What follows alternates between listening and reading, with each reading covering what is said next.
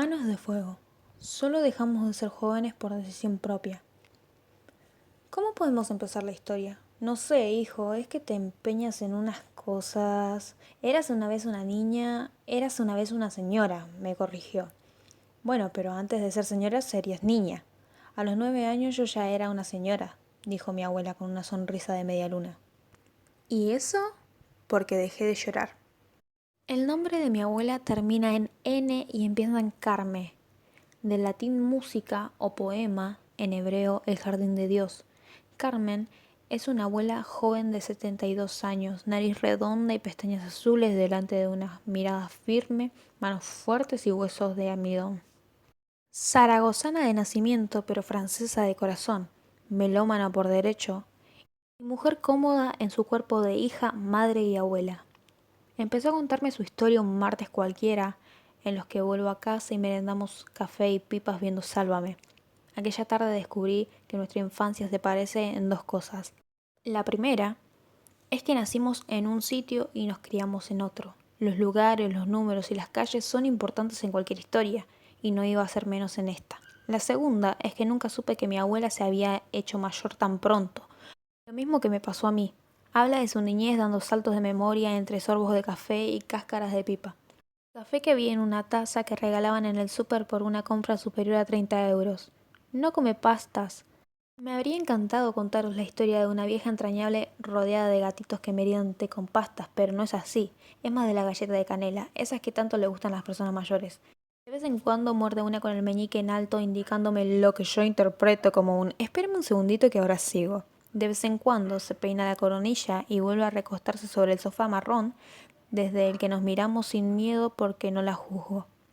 Es importante no juzgar a la gente que te cuenta su historia, porque es la única manera de construir un puente. Yo no dejé de llorar a los 9 años, pero escribir este libro me ha ayudado a entenderme, como una cinta de medir que, entre ambas vidas, me dice todo lo que nos parecemos a pesar de ser generaciones diferentes. En lo que no nos parecemos es en lo de llorar. De media lloro una vez al mes, depende un poco también del frío. Lo que está claro es que crecimos mucho antes de lo que nos tocaba. De vez en cuando, mientras merendamos y me cuenta su historia, dejamos de escuchar la televisión. El volumen es el mismo, solo que nos importa más nuestro cuento que el chuminero de Lidia Lozano.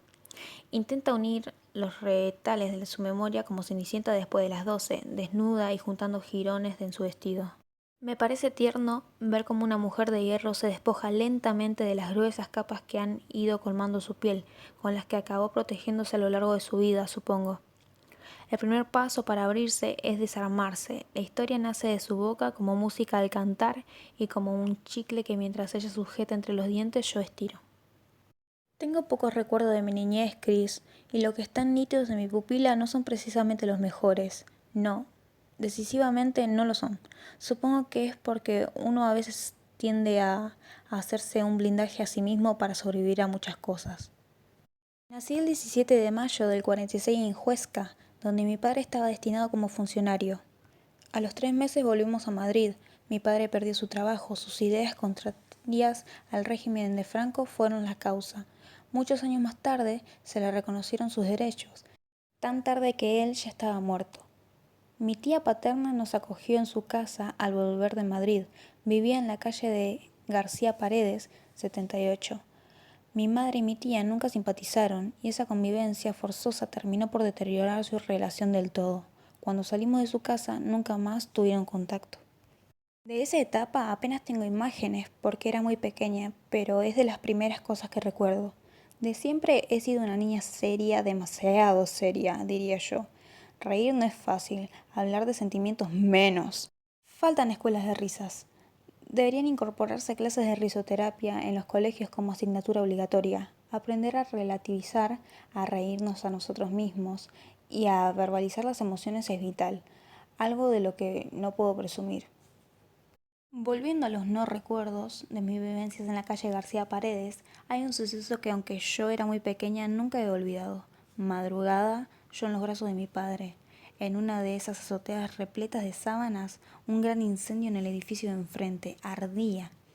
Era un estudio de cine donde el material era altamente inflamable. Fue impresionante Aún lo recuerdo con cierto sobresalto.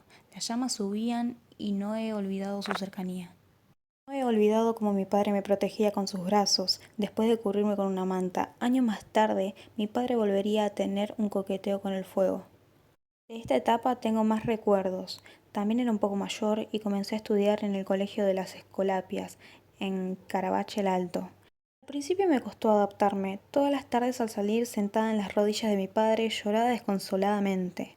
Él no paraba de preguntarme por la causa de mi llanto. Durante días no supe qué decirle, hasta que por fin una tarde le confesé que mi pena y la causa de mis lágrimas eran que me trataban de usted. Naturalmente, él escuchó esta confesión entre risas, al mismo tiempo que me consolaba. No recuerdo qué argumentos me dio, pero debieron de ser convincentes, porque nunca más volví a llorar. Recuerdo como alguien triste con un aire melancólico, pero creo que esa nueva etapa de mi infancia fue mejor, aunque no me atrevo a decir feliz. Tuve una buena amiga, se llamaba Charo, y me fascinaba que cumpliese años en Nochevieja cada 31 de diciembre. Años más tarde, yo tuve una hija que nació ese mismo día. La fuerza mental siempre funciona. Su madre se llamaba Carmen, como yo, y me adoraba. Curiosamente, las madres de mis amigas siempre me han querido y me ponían de ejemplo, hasta que una tarde le corté el pelo a Charo a dentelladas y parecía que hubiera salido de un campo de concentración. Me costó un buen castigo y con razón. Hay dos imágenes de mi padre que no puedo olvidar porque aún me impactan. La primera, una huelga que hubo en los años 50. Continuamente se hablaba por la radio de los piquetes, de las detenciones y de los golpes. Me pasé la mañana con la oreja pegada al transitor. Cuando ese día vi llegar a mi padre a comer, pude respirar tranquila y en ese momento mi amor hacia él adquirió una dimensión enorme. La segunda, cuando mi padre volvió a coquetear con el fuego, como te dije, que es rigurosamente cierto. Antiguamente no había calefacción en la mayoría de las casas, solo unos pocos privilegiados la tenían. Lo normal era el brasero debajo de la mesa camilla redonda con faldas. Algo pasó y se prendió fuego. Rápidamente mi padre abrió el balcón, avisó a los obreros que estaban haciendo las zanjas en la calle y lanzó la mesa en llamas. Las manos de mi padre, cuando vino a comer, estaban vendadas. Entonces él me pareció un héroe.